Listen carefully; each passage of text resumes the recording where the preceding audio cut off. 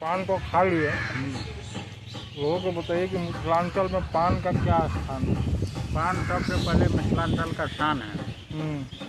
पान से खाने के बाद अगर कोई भी काम में आप जाइए शुभ माना जाता है। देखियो पान जैसे मिथिलांचल के पान बड़ा फेमस है। अगर अपने के मिथिला में घूमे के लिए आबै छी तो पान जरूर खाएब, बुझलिए, क्योंकि मिथिला के जैसे पूजा पाठ में हर चीज में पान के पान जे छै से कोनो नशा प्रकार के चीज नहीं है।